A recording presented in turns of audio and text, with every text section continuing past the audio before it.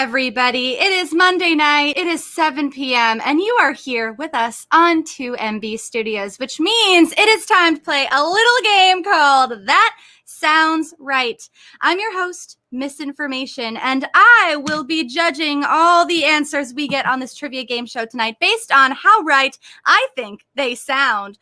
With me here, as always, is my lovely co-host, Will. Will, how are you doing tonight? Misinformation. I'm doing wonderfully. How are you? I'm doing really well.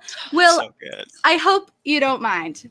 Before we begin tonight, I wanted to reiterate the rules of this game because I noticed last week that the audience was starting to, I believe what they call drag me in the comments about how I wasn't getting enough answers right. And I wanted to remind everybody that the point of this game is not for me to choose the correct answer.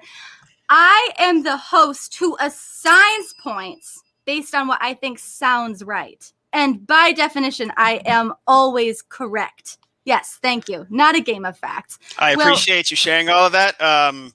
I think I'm with the audience in the dragging because facts do matter to some of us. That's all I'm saying, misinformation. Yeah, Will, I know that you love the facts of the game. I know you love a good, correct answer around here, and you might get a couple tonight. But I want to remind everybody that no matter what happens, I'm assigning points, and Will and I are still best friends at the end of the day. No matter what, I still love her. What can I say? Oh, that's so sweet, Will. That's really nice. That started my night off on such a good note. I'm going to introduce all of my contestants here. We've got Maribeth on tonight. Maribeth, welcome to the show. Hey. Hi. Thanks so much for being here. Thanks for having me. Of course. We have Bobby. Hello there. Hi, Bobby. Thanks for coming on. Thanks for having me. Oh, it's great to have you. And we have Charlotte, of course. Charlotte. Hi, Misinformation. So happy to be here. So happy to have you. We have three excellent contestants tonight. They are going to give answers to questions that I will ask, like every trivia game show. But unlike most trivia game shows, I'm going to give points for the answers that I think sound right. Our first question, contestants, we're diving right in. Our first question is, what city is described as having the most strict rules?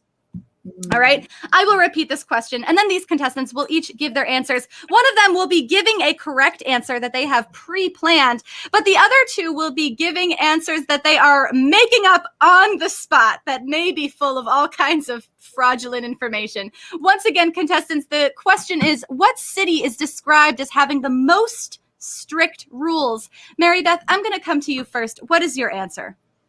You know, I'm going to say Singapore. You cannot connect to someone else's Wi-Fi. In fact, if you do that, you can get a fine of like $1,000. It's true. You can't even sing dirty or like a Cardi B song on the street, or you could go to jail for real. Like it's harsh. Maribeth, these are some really excellent examples of very strict rules. The fact that you can't sing Cardi B out on the street would literally get me arrested most days of my life. Bobby, I'm coming to you next. What is your answer? Yeah, it's definitely London. London is such an old city, and for the city itself, it's kind of built kind of like Boston, kind of like cow paths, really weird, not a grid city. So if you didn't have rules, you'd have people like driving all over each other. Like the traffic patterns are just so like congested to begin with that if they didn't have really strict rules about who can go where, when you can cross the street, how many bicycles can be in a lane at one time at any given hour, things like that are really, really difficult to deal with if you don't have really, really strict rules. Okay. So London has to have these strict rules because of their very old streets. Mm-hmm. I understand. Charlotte, what is your answer? So this is actually a really tricky one, right? People always think the notoriety of this state makes it a free-for-all, but actually the city of Tallahassee is known for having extremely strict rules. So they have some of the strictest speed limits. The hunting rules and laws in that area are incredibly confining, probably just because there's so many dangerous animals out there. They don't want people trying to mess with anything they can't. And Tallahassee just is really locking it down. Wow. These, I have to say, are 3 terrific answers to start off our night. I, once again, have no idea who's giving me the correct answer, but that's not my job. My job is to decide who I think sounds right. And audience, I am very, very heavily swayed by audience commentary. So if you hop into the audience comments with an answer that you think sounds right, you may very well may change my mind because, again, I simply don't know. Now, we have Charlotte's answer is Tallahassee. Rob's answer is London. Maribeth's answer is Singapore. Okay. We have someone in the chat already saying that Charlotte sounds right. And I have to say that Charlotte's answer of Tallahassee was actually last on my list in my original thinking because Florida is so, Florida, right? What we all kind of know Florida to be known for, which I won't get into now. But again, we have another person jumping in to say that Tallahassee is the answer that they would go with as well. So I'm going to stick to my word right off the bat. And I'm going to give the first 5 points to Charlotte for Tallahassee because I want to side with the audience. It's something that I love to do. I've rung the bell, so it's all over. I love to side with the audience because they are right so much more often than I am. And, you know, as the host of the show. Well, actually, here, this time the audience has steered you wrong. It's actually Maribeth in Singapore. It was Singapore. Wow. Very strict laws. Yeah. No jaywalking, no chewing gum, no urinating in elevators, not flushing toilets. You can't even urinate in an elevator in Singapore? Nope. We'll be fine. That's incredible. Wow. Much different from Tallahassee, I'll tell you that.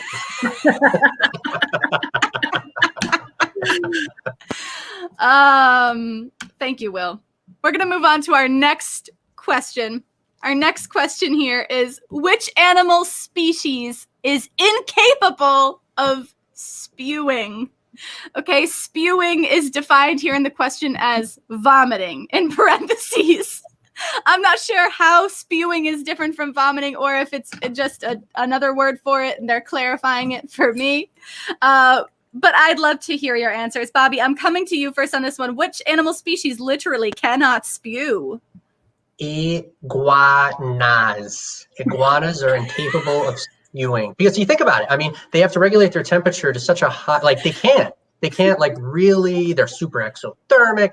Like they have to they're sitting on hot rocks all the time. They have to get external temperature changes and things like that. They're super sensitive to it. If they just start vomiting all up, if their vom is just pushing out constantly, they're not going to be able to regulate their temperature any better than they already do. And they're super terrible at it. So that vom needs to stay right where it belongs. And yeah, that's the only way that they're going to survive. That's an excellent explanation, Bobby. That might be true. Perhaps iguanas cannot spew at all. Charlotte, what's your answer? Rabbits. Now, I'm going to keep my explanation brief. If you want me to elaborate, I can do that, misinformation. Wow, okay. So why can rabbits not spew? 3 words: thick, strong, sphincter. Okay. I think I'm going to have to ask you to elaborate. More? Yeah, give me a little bit more about this sphincter, please. Rabbits, for being incredibly small, have a thick, strong sphincter. Okay. And it's surrounded by a mucus membrane. All of this creates this kind of just one way only flow.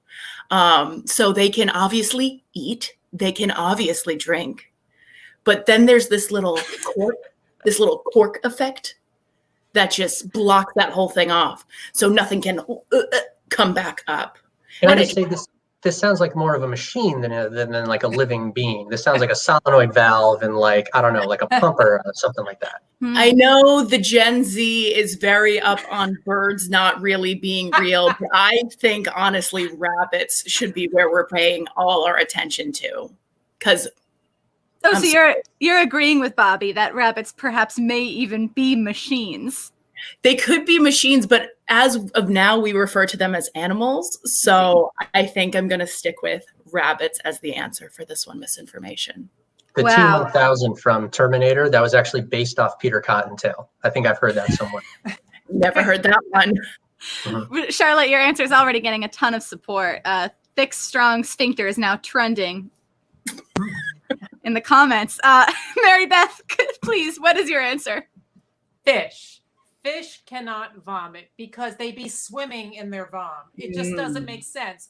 Also, fish breathe out of gills. They don't have a uvula. You need a uvula to throw up.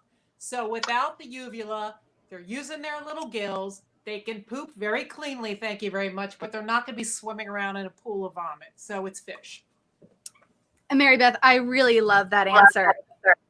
You know, we have a lot of audience support already for Charlotte's answer. Rachel in the comments is asking, is that true? I have no idea, Rachel. We're about to find out. But before we find out which of these answers is true, I need to assign some points for which answer sounds right. Rob's answer is iguana. Charlotte's answer is rabbit, bunny, because of the thick, strong sphincter. And Maribeth's answer is fish, okay? Now, I went with the audience last time. I'm going to mix it up and base my answer this time on personal experience. The answer that sounds the most right to me is fish, because I personally have spewed in my life before. I am somewhat like an iguana. I'm somewhat like a rabbit. I am not very much, I think, biologically like a fish. I think most dissimilar to a fish. That's my personal experience. And I've rung the bell, which means I'm giving 5 points to Maribeth for fish. Sound reasoning, an answer that sounds right. Why would fish want to swim around and spew? They have gills. How could they even, Will? How could they even? How could they I even? can't really tell you spew? much about how fish vomit, but I can tell you that rabbits don't.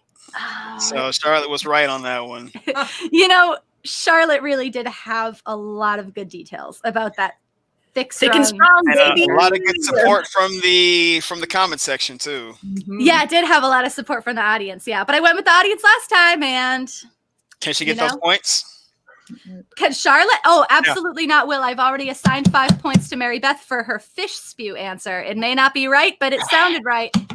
And we're going to move on to our third question, which is, in what country has the cartoon character Donald Duck been banned? And why? Okay, Donald Duck's cartoons have been banned in some sort of in some country. Okay, I need to know what country this is. Very straightforward question. Charlotte, what is your answer?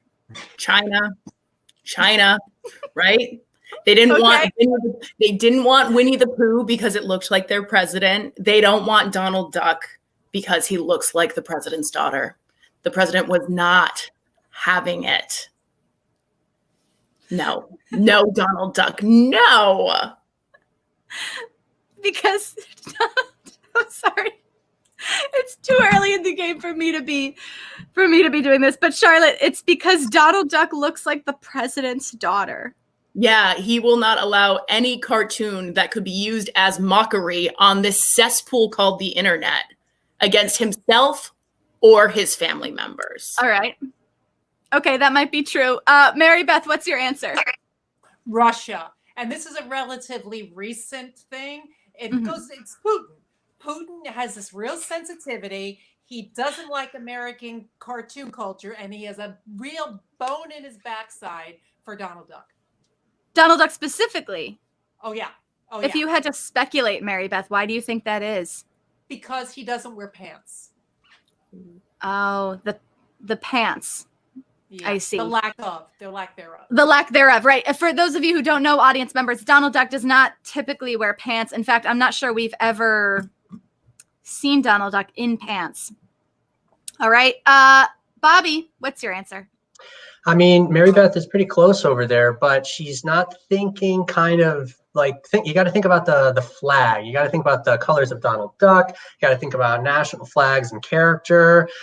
She was close. It's more like Scandinavia. I'm talking Finland. Finland is a place where you do not want to be watching any Donald Duck cartoons. They corrupt the youth. The government there doesn't like the idea of some pantsless duck walking around. Frankly, duck is like, a seasoned dish in that country. So the last thing they want is a bunch of kids thinking that you can befriend a duck and not eat it.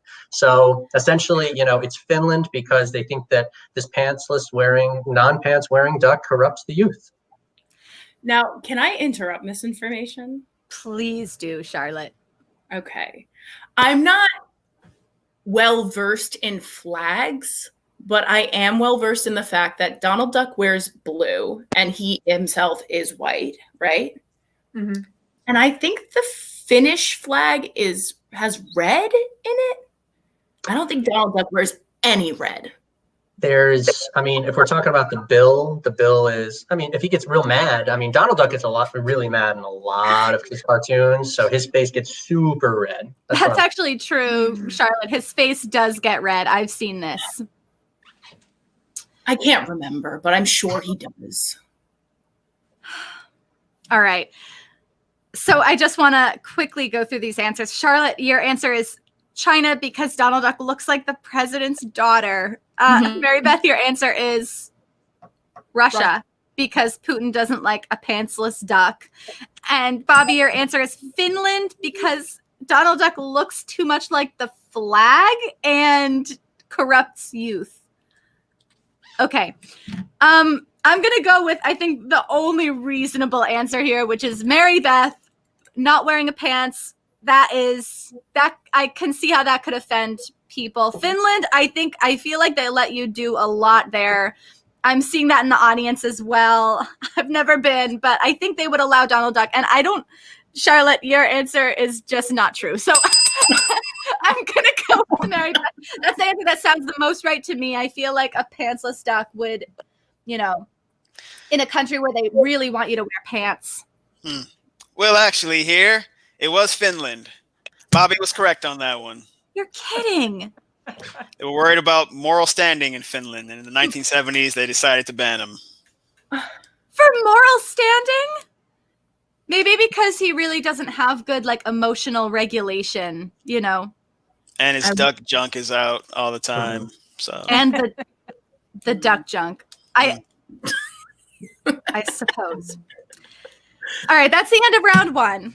We're doing really well so far in this show in that I have given out 15 points, meaning I am doing exactly what my job is as the host of this show. So far, Maribeth, you're in the lead with 10 points. Bobby, you are in the last lead, the least amount of leading. You are in last place is what I'm trying to say with no points at all.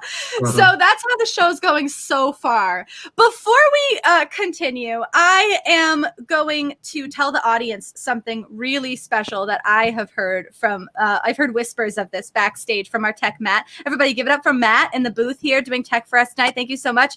Matt says to me, we only need 3 more followers before we hit 800 on this channel, which is really incredible. And I never do this. Ask Will actually. I have never ever done this before, but I will allow the audience member who hits 800 to give out 5 bonus points to an answer that they think sounds really right. I know. I never do this. I never ever do this, but I will let an audience member give out 5 bonus points to the contestant they think sounds the most right if they are the 800th follower to 2MB Studios. That's a deal. You can't turn that deal down. That's like deals at, I don't know, Tiffany's or something like that. That's a sale that you have to buy. That's exactly right and true. Now, before we move on to our second round of the night, Maribeth, you're in the lead with 10 points. How are you feeling? And is there anything that you want to tell the audience? I'm feeling really good. I'm pumped. Anything I want to tell the audience, I might do stand-up comedy, so you can look for me doing that. Not a lot lately, but very soon, look for Maribeth doing stand-up comedy. Thank you so much. Let's move on to our second round of the night. Second round, first question is, what was Tom from MySpace's hacker pseudonym when he was 14? And what was he famous for hacking? Okay, so once again, Tom from MySpace, he had a hacker pseudonym when he was 14. What was it? What was he famous for hacking? Maribeth, what's your answer? His hacker name was Lord Flathead. Um, they all did ladies and lords type of thing, back in those days. And he was famous for hacking into Chase Manhattan's bank. It was a real big deal. The FBI were after him, and he never went to jail because he was only 14. But Lord Flathead was his name. Lord Flathead. Thank you so much, Maribeth. That sounds right to me. I'll say it right off the bat. Bobby, what's your answer? It had nothing to do with royalty, actually. His handle was Tom's R Us, and he actually hacked into Toys R Us. At 14 years old, he was very unhappy. This happened just after Christmas. Very unhappy with his Christmas haul that he got from his parents. So he hacked in and tried to get a bunch of toys delivered to his house. The problem was that he hit a few too many zeros and got like 30,000 Huffy bicycles instead of 3. So that's really the only reason that he was caught. Wow. And his name was Tom's R Us. Mm-hmm. I bet That's that probably that made it easier probably for him to get into Toys R Us. Mm-hmm. Exactly. I can see that. That sounds right. Charlotte, what's your answer? Okay, so for those of us that remember the MySpace days, what was a major feature of your page? Your music, right? Tom loves music. He wants to share music. He wants everyone to spread it. So he created the pseudonym Sternap, which if you just Napster, right? So he hacked into Napster so that he could download albums that were not available to the public. He would download the albums earlier than their release date because Napster had access to them so that they could flow them out on the day they were released. Okay. So, Charlotte, as always, I will say I don't know the answer.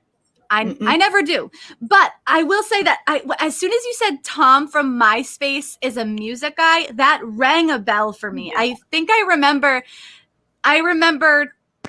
Tom being a music guy. Oh, yeah. Like, how did I discover Death Cab for Cutie at 13 years old? Because of MySpace. Because of Tom. He was into music. He loved it. And I loved being able to, embed songs, embed music videos. You could do all that stuff on MySpace in a way that you really, you can just put a YouTube link on Facebook, but it's not the same. Just not the same.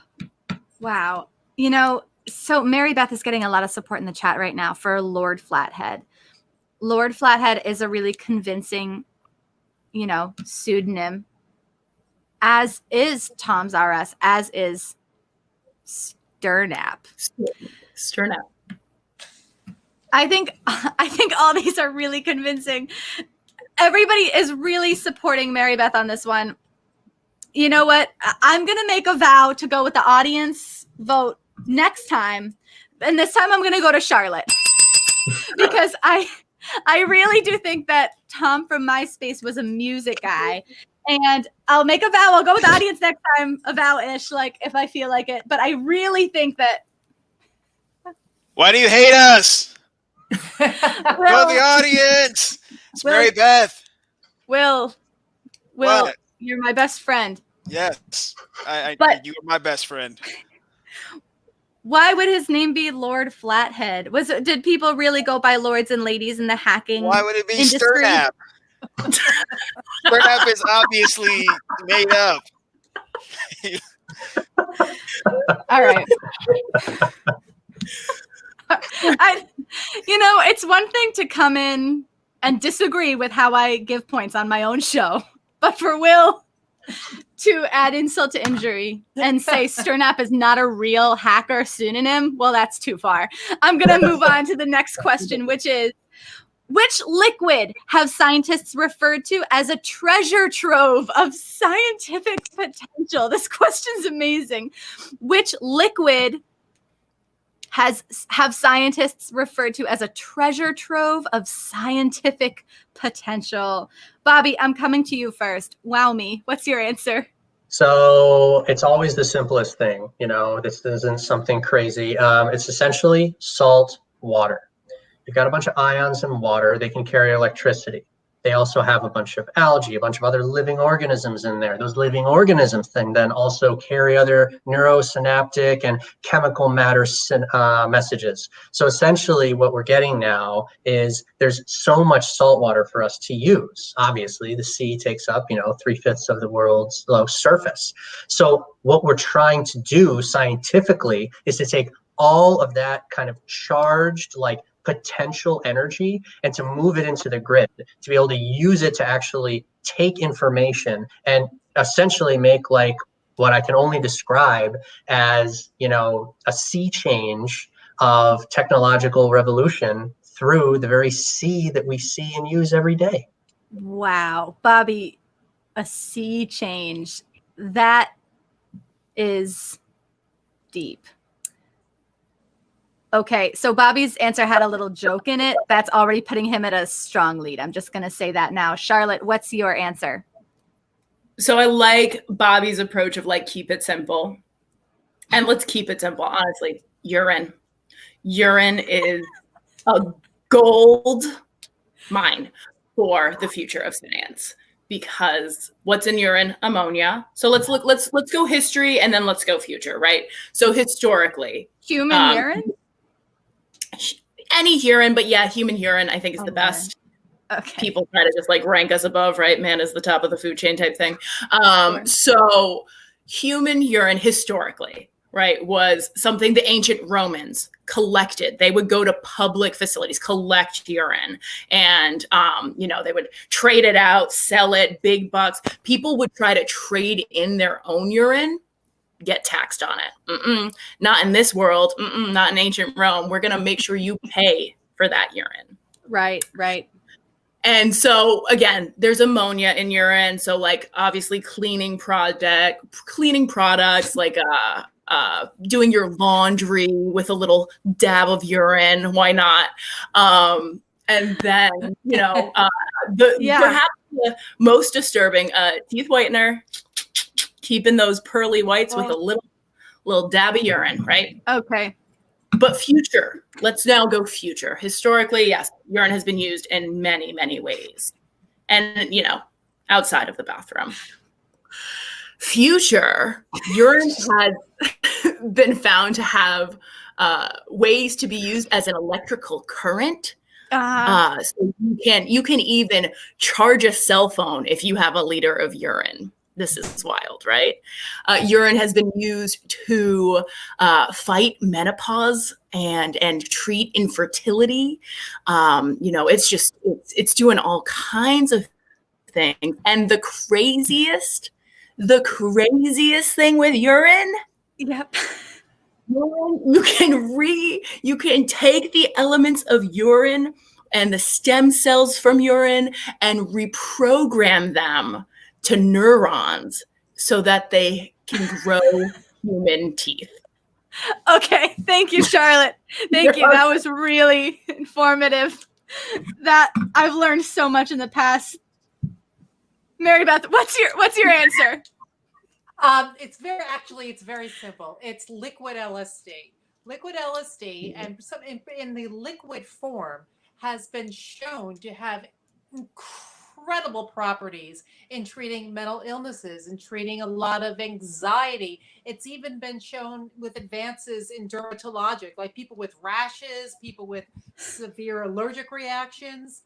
It kind of resets the brain, resets the body. It's a miracle. It's a miracle drug. Liquid LSD. Yep.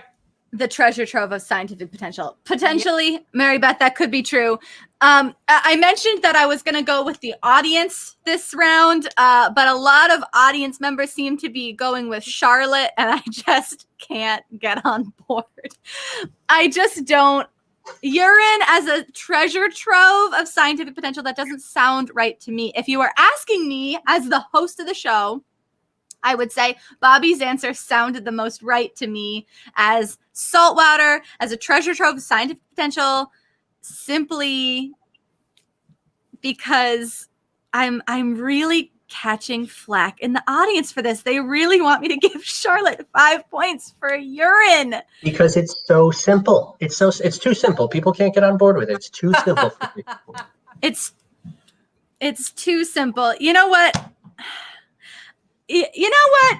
I will not be bullied.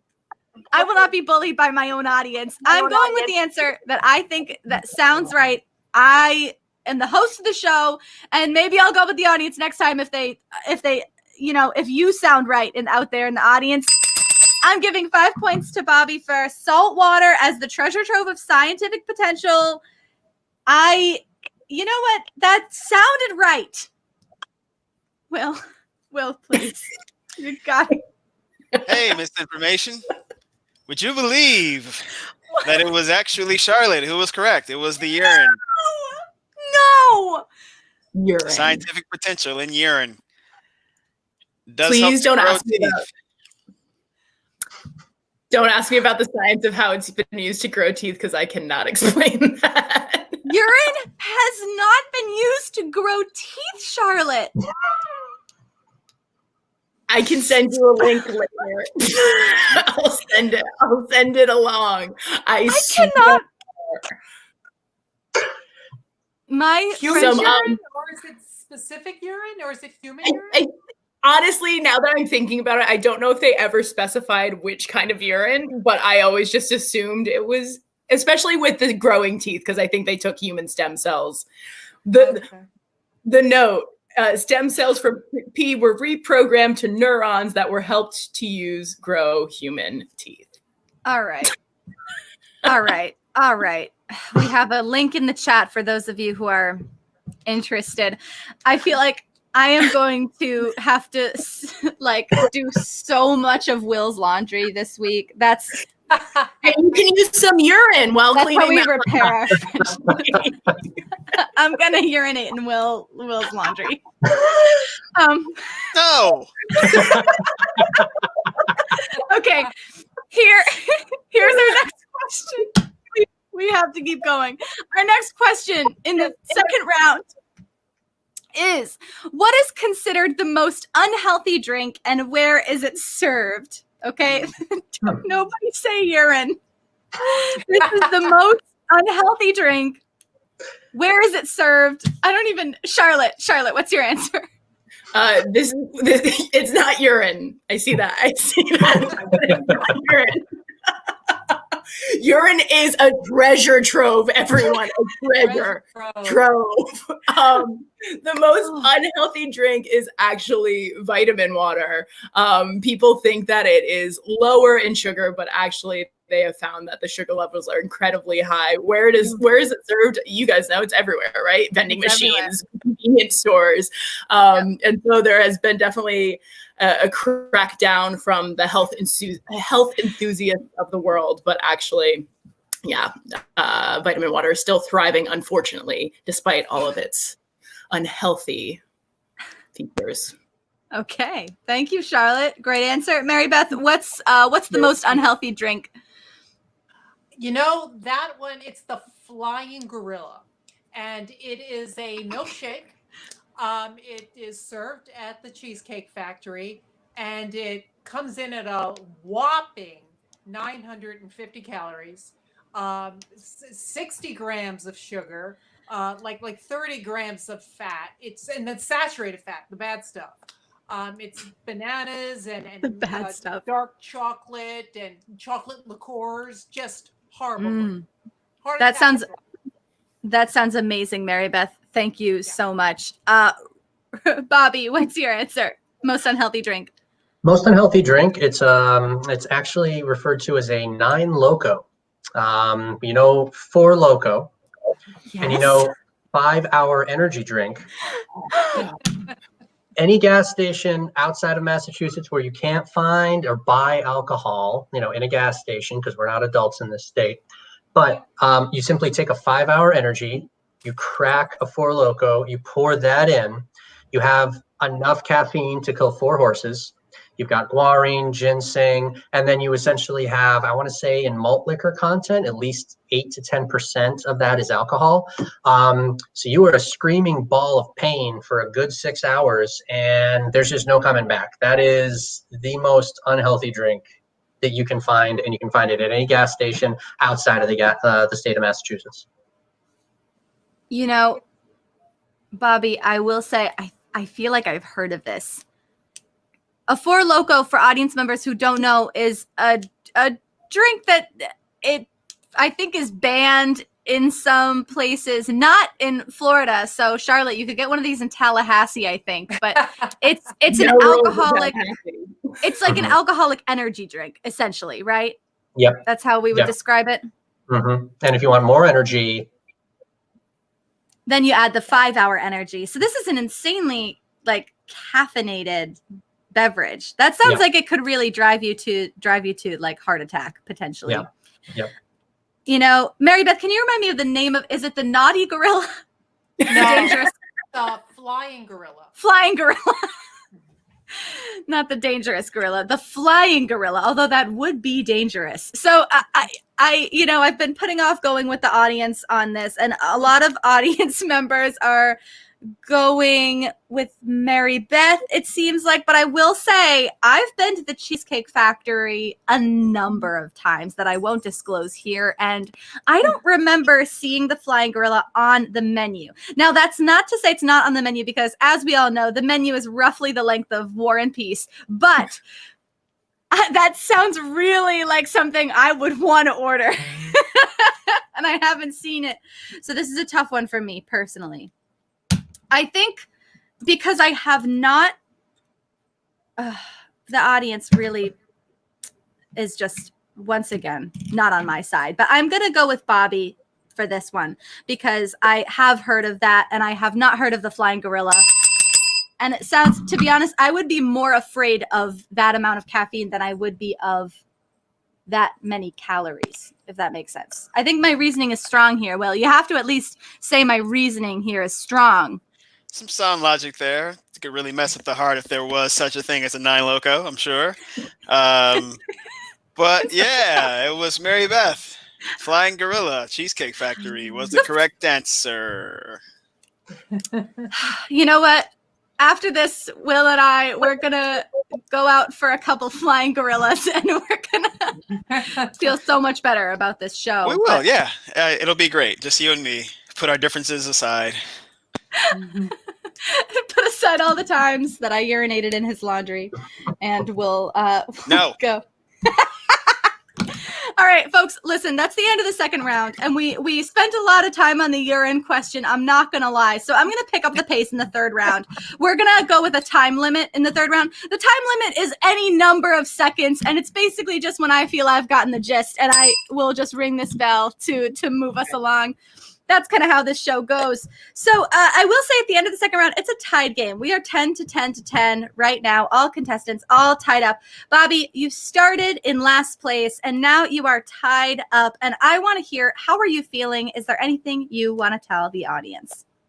Just want to say, honestly, that 9 Loko, I had one at 7 a.m. this morning, and I'm still running ragged off of it. So it's really kept me. I mean, it's frankly, it's what gave me the energy and the desire to get back into this game. So I'm not. I can't say that I think people should try it themselves, but I'm not going to knock it either.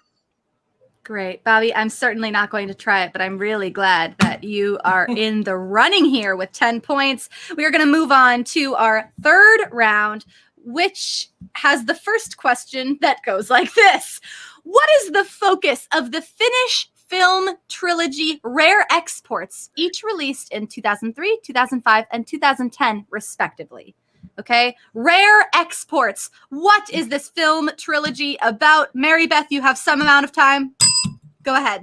It's about longevity, and it's about, and specifically human longevity and how to increase it. So it gives you a whole focus on starting out when early man, they didn't live very long. And then, as it goes through the years, you see that we are increasing longevity. So it's human longevity. Oh, very interesting. Very interesting. Thank you, Maribeth. Bobby, what's your answer? It is it's a series of movies talking about the hunting, trapping, and eventual exporting of Santa Clauses. Santa Clauses from, believe it or not, Scandinavia. And it's just a series of films talking about, wild, craven, bloodthirsty, carnivorous Santa Clauses that are packaged out to malls all across the world. Malls. So they trap them. They don't. They've been well. They don't kill the Santas. They have been well. They've been well by that point. They've been docilized so that they won't harm any of the kids coming to sit on their laps. But that's where every mall Santa comes from. Thank God. Bobby, thank you for that answer. I'm going to be thinking about that for a long time. Charlotte, what's your answer? Genetically modified cows. They've genetically modified cows. They go mutant. They've exported them around the world. And people at first think, whoa, more beef. This is going to be great. We can make more burgers. We can sell cows and produce more milk. But the genetic modification goes awry and these cows go insane and they just start killing farmers. They start killing civilians. They just kill and kill. And the main, obviously, cast has to fight them. Right. Of course, the cast has to fight them. So Maribeth's answer is about human longevity. Bobby's answer is about mall Santas. And Charlotte, your answer is about killer cows. This is a tough one. We're going to go around again one more time. I need to ask a follow-up question. You have 1 second to tell me what genre these films belong in. And I think that'll help me narrow down the answer a little bit. Maribeth, what genre are these longevity films in? This fantasy. Fantasy. Oh, interesting. Bobby, what genre? Horror comedy. Horror comedy about the mall Santas. I like that. Charlotte, what's your answer? It's not funny at all. It's sci-fi horror. Genetically modified cows. It's sci-fi horror about these killer cows, and it's not comedy at all, everybody, okay? Do not laugh about these killer cows. It's not funny, and it's horrific and science fictional. So thank you, Charlotte. You know what?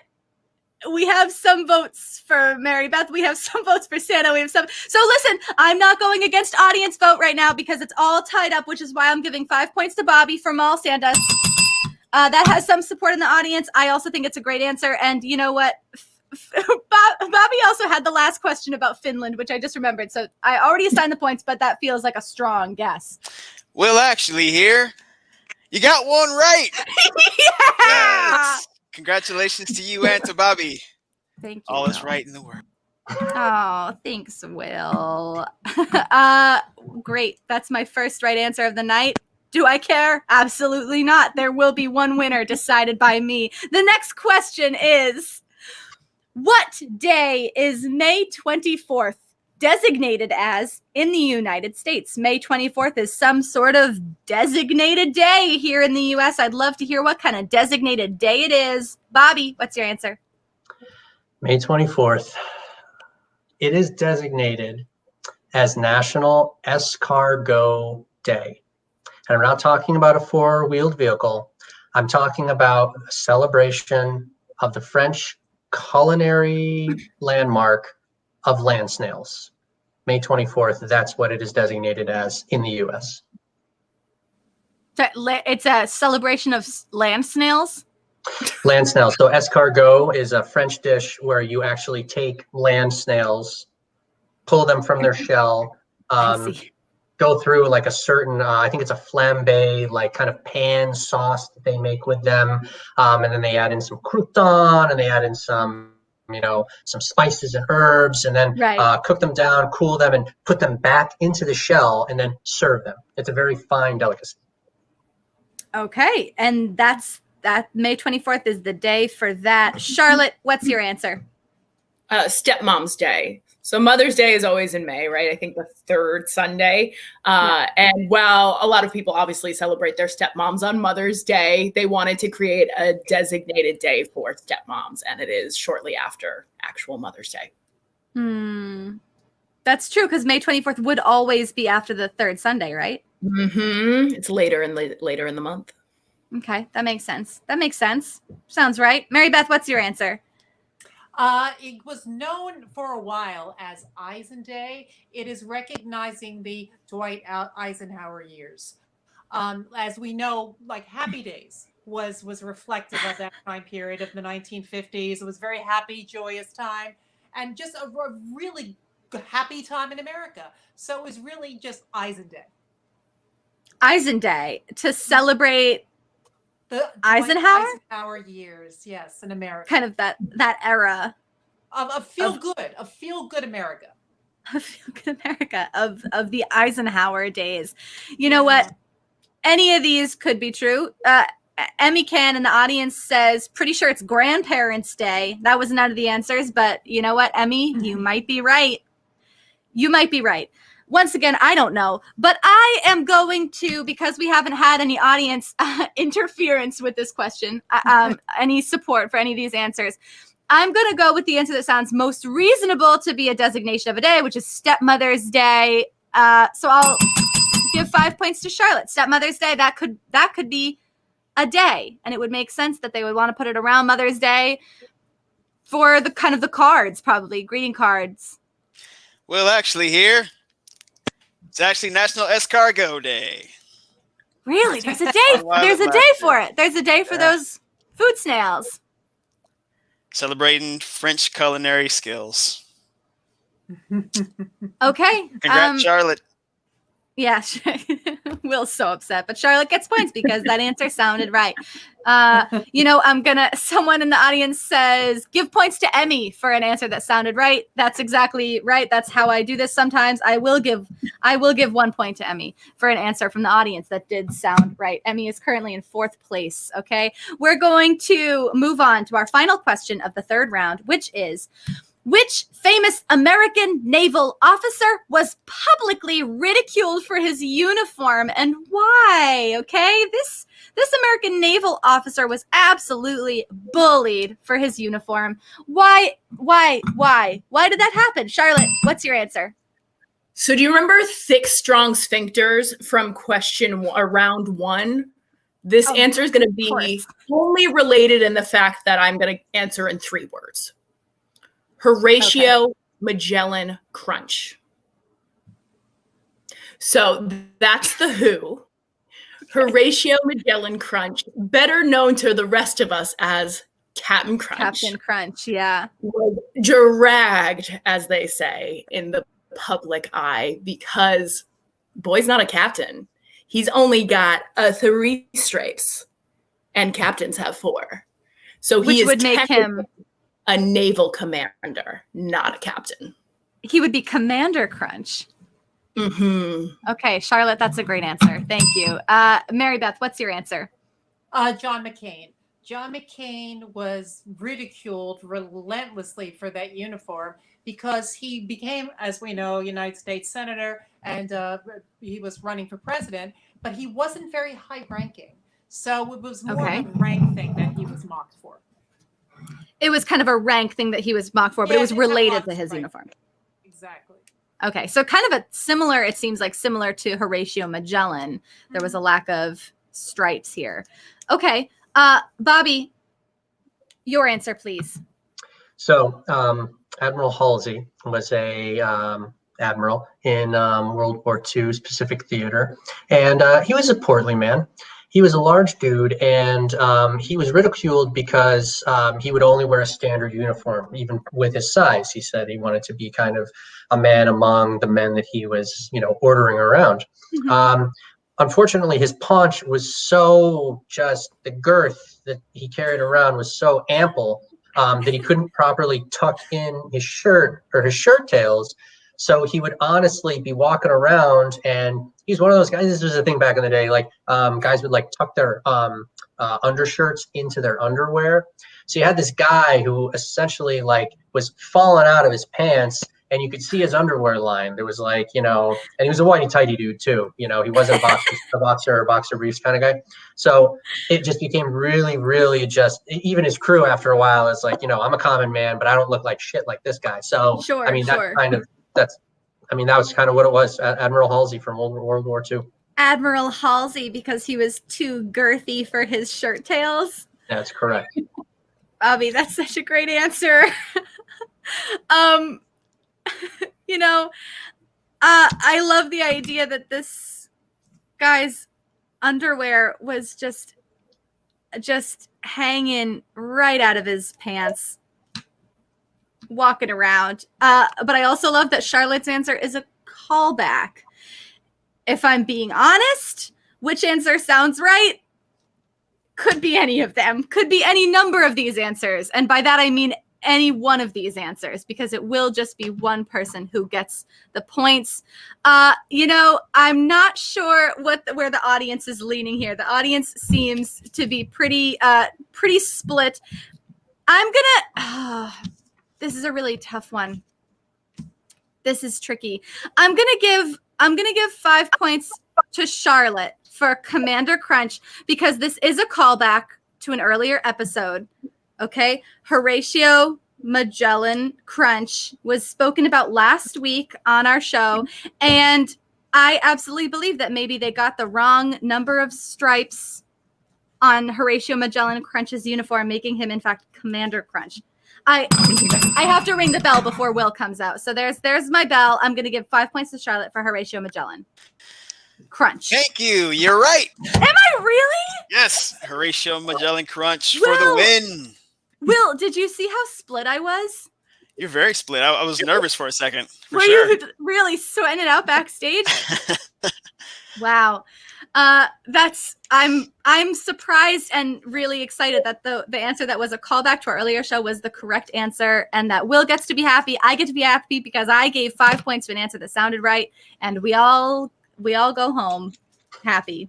But not yet, because we have a bonus lightning round to get to. Here we go, folks. That was our final question in round 3, which leaves our points currently at Maribeth 10 points, Bobby 15 points, Charlotte 20 points. But I will say it's anybody's game because we have a bonus lightning round to get to.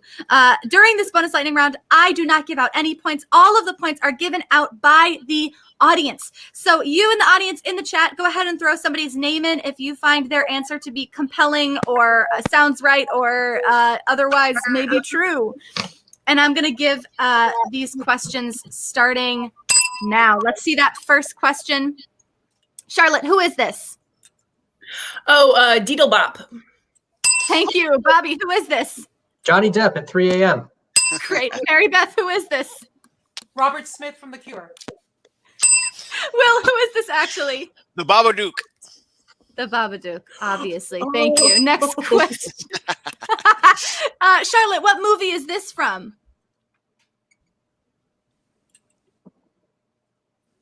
We're not. Well, oh, Charlotte, you're frozen. I'm coming back to you. Bobby, what movie is this from? It's glitching. Movie? Is that the question? Yes. Yeah. What movie is this from?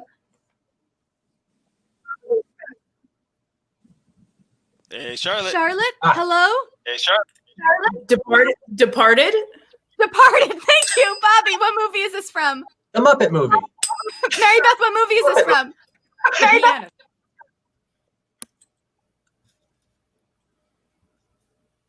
The Pianist. Am I frozen? No, you got it. Will, what is this actually? It's The Departed. The Departed. Next question. Nice work. Bobby, what logo is this? The Pine Trees of Northern Finland. Maribeth, what logo is this? Golf course in Tampa. Charlotte, what logo is this? Why raspberries? Will, what is this actually? The logo for the Encyclopedia Britannica. Encyclopedia Britannica. Last one. One more bonus lightning round question. Maribeth, where is this? The Spectrum in Philly. Bobby, where is this? Underneath the Foxborough Stadium. Could be true. Charlotte, where is this?